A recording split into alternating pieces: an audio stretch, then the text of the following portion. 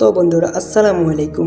আজ আবার আমরা নিয়ে এলাম ছোট্ট একটা গল্প, যে গল্পের মাধ্যমে আমরা জানতে পারবো নিদ্রা এক্সপ্রেস চ্যানেলের পিচ্চি বউয়ের নাটক 1 থেকে 19 নম্বর পর্ব পর্যন্ত কত টাকা আয় করেছিল ইউটিউব থেকে, সেটাই জানতে পারবো আজকের এই ভিডিওতে। প্লিজ ভিডিওটা স্কিপ না করে সম্পূর্ণ জানার চেষ্টা করবেন, তাহলেই বুঝতে পারবেন পিচ্চি বউয়ের 1 থেকে 19 নম্বর পর্ব পর্যন্ত কত টাকা আয় করেছিল বা কোন পার্টটি সবচেয়ে বেশি ইনকাম করেছিল ইউটিউবে, সেটাই জানতে পারবেন।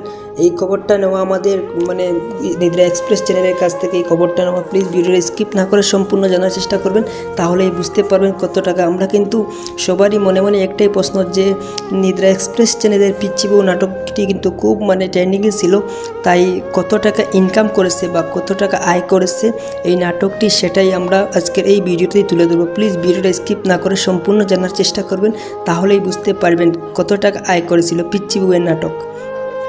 মূলত 1 থেকে 10 নম্বর পর্ব পর্যন্ত 10 থেকে 15 লাখ টাকা ইনকাম করেছিল।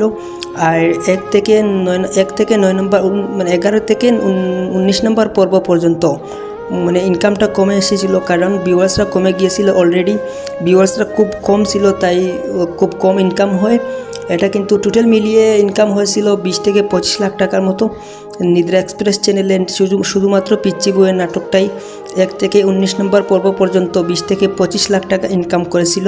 সবচেয়ে বেশি ইনকাম করেছিল 1 থেকে 10 নম্বর পার্টগুলো, যে 1 থেকে 10 নম্বর পর্ব যেগুলো ছিল সেগুলি থেকে খুব বেশি ইনকাম হয়েছিল। আর অলরেডি 11 থেকে 19 নম্বর পর্ব পর্যন্ত ইনকামটা কমে এসেছিলো, কারণ ভিউয়ার্সরা অলরেডি কম ছিল।